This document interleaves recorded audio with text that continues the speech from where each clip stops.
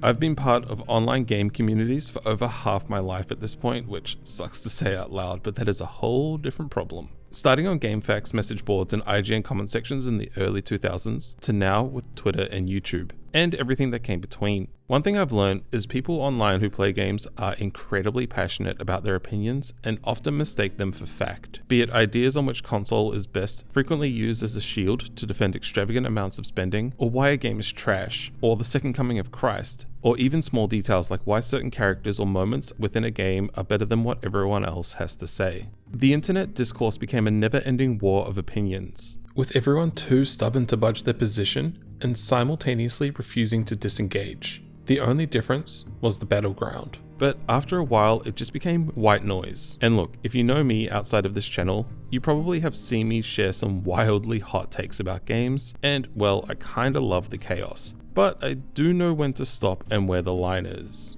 I will tell you I hate Undertale, but I can see why people adore it. I will spout my love for Star Fox 64 and understand why it didn't mean the same to you. There's nothing wrong with sharing your opinions on games. We just need to recognize they're just that, opinions. More than any other community I've been a part of, gamers are maybe the worst for this. Metalheads will argue till they're blue in the face over what specifically niche genre a band actually fits into, and film buffs will debate over cinematography and casting choices, but games always get the short end of the stick.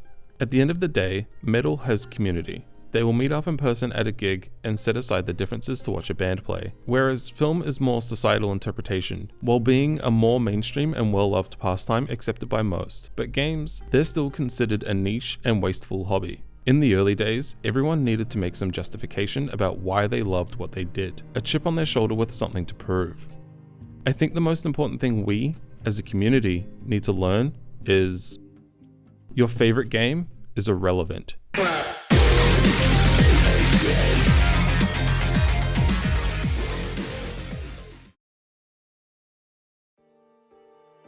This might sound pretty harsh, and well, it kinda is, but hear me out. I can almost guarantee this video won't be what you expect it to be. Discussions about our favorite games, or even just our favorites right now, can be fun. Art shared is experience gained. Giving our friends and followers what we did for a matter of hours, or even swapping stories to compare things we did differently, has massive value. Where it gets messy is how far removed from our personal circle this conversation gets. When I declare publicly my love for a game or series, I'll sometimes get a snarky reply from someone I don't know, explaining why I'm wrong or why their favorite is better, which is fine. I'm not gonna say I'm hard done by this. But the further away from my circles things become, I do start to care less and less. And this is just a small piece of a much, much larger picture. And that is the way we, as either individuals or those part of small or large communities, talk about games and how much we expect people to care or even know what we're talking about. I generally don't talk about the online discourse when I'm out in public, unless prompted to, because it's kind of a weird thing to just bring up in social gatherings. And more importantly, most people really have no idea what I'm talking about. But this has become something I've thought a lot about since the build up to the release of Cyberpunk 2077. When it comes to posting anything on Twitter, I generally get the sense that people who follow me will have some kind of idea of what I'm talking about, but that isn't always the case. When the reports of certain scenes in Cyberpunk causing folks with epilepsy to have seizures came out, I knew some people in real life who weren't as plugged into gaming news that intended on playing it. So I decided to spread the word on Instagram with an admittedly snarky and cheeky caption that said, "If you intend to buy this game for some reason." Assuming people would know I was being coy about the transphobia and crunch reports which had come out, I was wrong. I got dozens upon dozens of DMs from my friends asking why I was being outright rude about people who wanted to play the upcoming blockbuster. And I get it. If you don't have a Twitter following specific accounts, or watch very specific YouTube channels, you wouldn't know. How could you? The game may be mainstream, plastered on the sides of buses and taking up television ad space, but the news around it is not. To many, it was just a neat futuristic game they were excited about. What am I getting at with this? Well, honestly, online discourse arguing over games is wasted breath, or I guess wasted bandwidth. The culture of games and how it got here isn't ultimately surprising, considering back in the early generations of Nintendo, Sony, and Sega, those companies actively pitted player bases against each other in a bid for brand loyalty and keeping players in their ecosystem. This tactic stuck. Even though Sega as a console manufacturer is a relic lost to time, and Nintendo ducked out of the so-called console wars to focus on their own things, the fandom still carry their team's banners, swearing loyalty no matter the cost. While the front runners of the console wars, Sony and Microsoft, no longer push these ideals in their advertising, they do benefit from the endless screaming into the void their fans do about which console could kick the other's ass. And here's the kicker. The reason Microsoft and Sony no longer actively push the idea of a console war is, well, they're not really in competition with each other. This might sound counterintuitive. Two gaming giants within the same market pushing two new consoles surely must be in a war of sales. The reality is more like a peace treaty. Microsoft is a $1.5 trillion company that needs an idea to grow their business that's worth more than Sony's collective value of around $80 billion. They might be in the same market, but they're not in competition with each other. Look, I'm not a marketer or an economist, but there's a good video by YouTuber streamer Atrioc who can sum up this better than I can. Check the full video out in the description. My full-time job for the past 4 years, now for 3 years, has been global marketing manager at NVIDIA. And before that, I did content marketing management for Twitch. I was a marketer at Twitch, and now I'm a marketer at NVIDIA. Even if Microsoft were to fucking gain the value of Sony, they could just own, like if Sony just came and said, hey, you have us now, they would still only go to 1.6 trillion. That's not enough. They need to grow $150 billion. And what they're actually thinking of, Netflix. They want to invent the Netflix for gaming. That's an idea big enough to be worth Microsoft's time. Sony's not worth Microsoft's time, is what I'm trying to say to you guys. Winning the console war is not even worth Microsoft's time. In the grand scheme of the market, your favorite game is irrelevant. This is much more anecdotal than anything, but in my circle of friends outside of the YouTube essayist space, a lot of people I know or have met bought PlayStation 4s for mainly one gaming franchise, FIFA. While that's my experience, there is data to back it up. The annualized behemoth that EA churns out year after year, much to the confusion of more hardcore gaming communities, is incredibly important to the multi-billion-dollar company. It can be bewildering to these communities that a game with surface-level similarities is released every year just to change the rosters of players on teams, rather than have a patch when seasons switch. And that's because, well, and I'm generalizing here, to a large portion of the FIFA player base, they either simply don't care or they don't know it's unusual. FIFA 18 is EA's highest selling game with a total of 24 million sales, outselling 2017's Battlefield 1 by 5 million. It's easy to see why EA's decisions revolve around FIFA and not, say, Mass Effect 2, which is their highest reviewed game across the board, but only sold around 4 million. It's hard to get exact sales numbers, but these general ranges do paint an overall picture. Honestly, it's a miracle we still get the big blockbuster games we do. For as much as I tend to harp on about big budget AAA games, and there's always valid criticism to be made for them, this isn't even mentioning the absolute domination of mobile games. Of the top 5 most profitable games of 2020, they're all mobile games, with the slight exception of Roblox, which had console and PC releases too. You know how people say Pokemon Go is dead and who's even playing it anymore? The answer is a lot of people. Niantic and the Pokemon Company made an estimated $1.2 billion on a free game. Gaming might be mainstream and the fastest growing industry worldwide, but the dedicated hardcore audience isn't the only main target.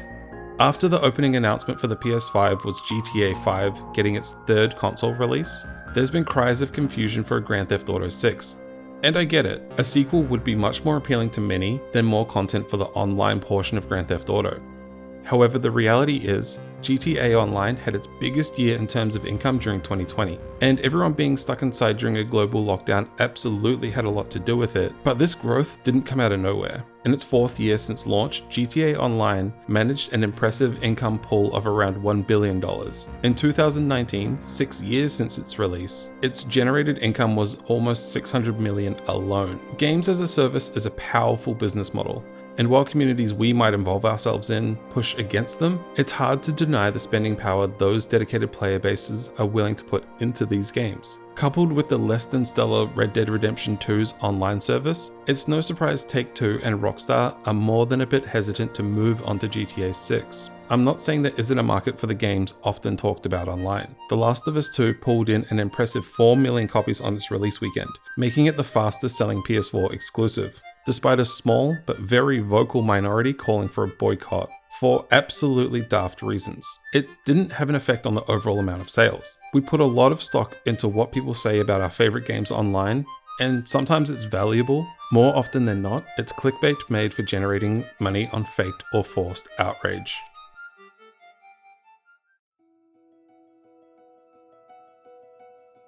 And this is all largely on the game side of things, not even putting into consideration how massive various communities are. Every other day a new channel, streamer, or similar pops up that you've never heard of before. Many of you know who Tommy Inner is, the 16-year-old Minecraft streamer who has over 3 million followers and gets 250,000 concurrent viewers per stream. Maybe you're unaware of the absolute domination of highlight videos in game space of YouTube. A lot of what we consume and know about is actively our fault. Algorithms determine what we do and don't see online. Unless you actively find new things, you might not see it. You know how people wrongly call Fortnite a dead game? Well, a Spanish Twitch streamer broke every record imaginable with almost 2.5 million concurrent viewers for the unveiling of his in-game Fortnite skin. And for context, Ninja playing with Drake was around 600,000 viewers. I'm not saying you should know who every content creator is or what every single upcoming trend in games is, but I do think it's important that not only are there communities of gamers outside of the specific games you like and play, there's way more in countries that speak other languages that you might never interact with or hear about. I know that me making this video with a channel the size mine is feels like a little drop in the bucket, but in my time doing this sort of thing on YouTube, I've maybe had some opinions I don't agree with now or don't feel like is worth talking about. Nothing incendiary or against marginalized groups, more just arguments about games that didn't really matter. There's value in critique, there's value in sharing our experiences, and there's value in making videos that are both of these things. What I don't agree with anymore is pointless arguing with people that aren't my friends where we know the boundaries. So this is me trying to do better. The games industry is, in a word, messy. We collectively have petty squabbles about whose thoughts on art are better, but the fact of the matter is, it's all subjective. Objectivity in games can't exist, not in any meaningful way at least. It's a lot of pointless back and forth of opinions when there are some facts that get ignored or lost within the static noise of bickering. The fact is, crunch culture is real and has a detrimental effect on the games we play, but way more importantly, the people that make them.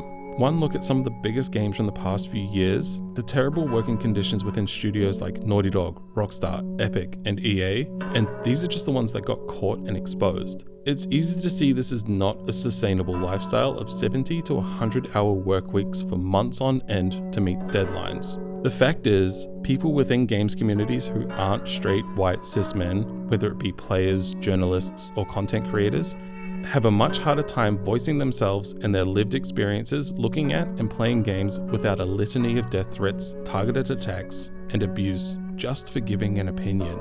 The fact is, representation of marginalized groups in games is not nearly close to where it should be, and until more groups aren't consistently misrepresented, we shouldn't feel complacent. The fact is, the energy consumption of ever-growing file sizes and constantly online games is toxic for our environment, through the use of massive data centers that use non-renewable energies. The fact is, games still aren't accessible to a multitude of disabled gamers, from vision impairment to those with muscular dystrophy and everything in between. These are problems that should be talked about more, instead of petty arguments over some censorship on boobs when a game gets localized, or why a game having a woman lead is somehow a political issue. We carve a lot of what we consume into our identity, and I do believe there's value in that. The problem arises when we use that to divide communities and isolate everyone who isn't in the community based on opinion. Instead, we should concentrate on the value we find in games, be it the competition of esports, the exploration of Zelda, the storytelling in The Last of Us, or, more importantly, the experiences of marginalized groups in our communities and learning about them, while using games as a way to explore those ideas. If any one person can see their story represented, or misrepresented in a game, and by extension any media, that is a valuable story worth being told, and even more worthwhile listening to. The games community has a long way to go in terms of understanding the impacts our hobbies has on workers and the environment, and how to share stories through empathy instead of division. But the best place to move forward with all of this is realizing that your favorite game is irrelevant.